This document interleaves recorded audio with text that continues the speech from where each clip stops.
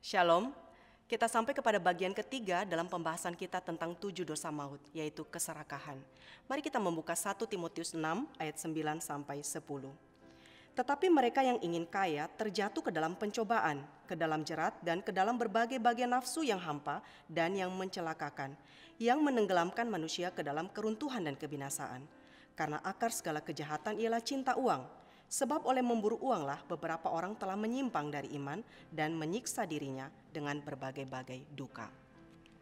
Saudara, keserakahan atau ketamakan adalah sesuatu yang sudah dianggap biasa dalam zaman sekarang ini. Budaya dunia mengajarkan kita bahwa keserakahan itu adalah suatu nilai hidup yang patut dikejar. Kalau mau sukses, engkau harus serakah. Engkau harus ada keinginan untuk lebih dan lebih dan lebih lagi. Nah, dalam salah satu film yang dimainkan oleh Michael Douglas yang berjudul Wall Street, dalam film itu Michael Douglas yang berperan sebagai Gordon Gekko, ketika dia menjadi pembicara di sebuah seminar, dia mengatakan bahwa great is good, great is right. Serakah itu adalah sesuatu yang baik, serakah itu adalah benar. Dan kemudian setelah dia bicara begitu, disambut dengan standing applause ratusan orang yang hadir di situ. Saudara, sifat serakah adalah sesuatu yang dekat dengan kita dan hampir setiap orang memiliki tendensi atau kecenderungan ke situ. Yang membedakan kita mungkin hanyalah bentuk dari keserakahannya saja. Ada orang yang serakah kepada uang, ada yang serakah kepada kuasa atau jabatan, ketenaran, dan lain sebagainya. Nah, kamus mendefinisikan keserakahan sebagai suatu keinginan untuk mendapatkan atau memiliki sesuatu yang lebih daripada apa yang dibutuhkan.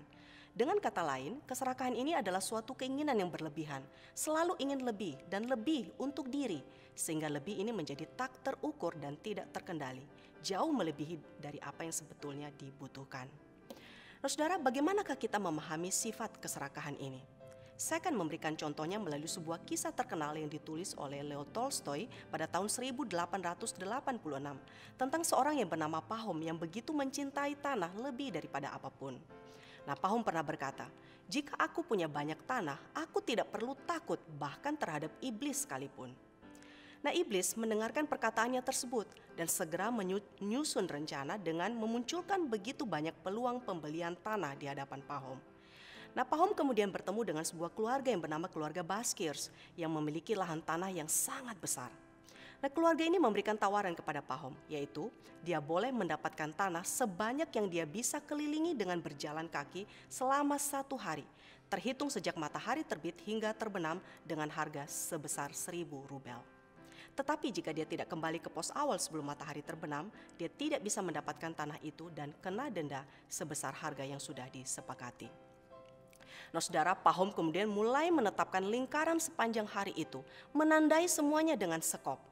Tetapi setiap kali dia berpikir untuk mulai mengakhiri lingkaran itu, dia melihat lagi padang rumput, sungai kecil yang berkilauan, pohon-pohon yang berdiri dengan gagah, dan dia ingin memilikinya semuanya. Nah, lingkarannya terus meluas dan berkembang sampai matahari hampir tenggelam, dan Pahom menyadari bahwa dia telah berada jauh dari pos awal. Nah, dalam kepanikannya, Pahom mulai bergegas untuk kembali ke pos awal.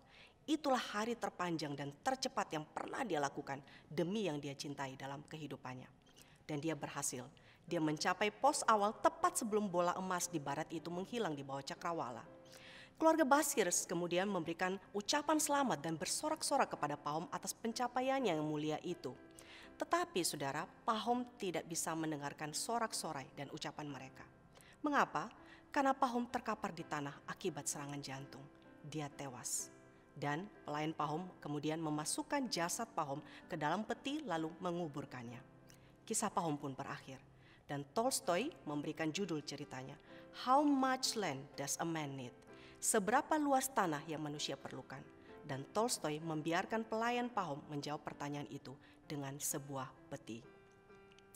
Saudara, Alkitab memberikan beberapa contoh tentang orang yang serakah. Salah satunya adalah kisah Raja Ahab yang menginginkan kebun anggur Nabot.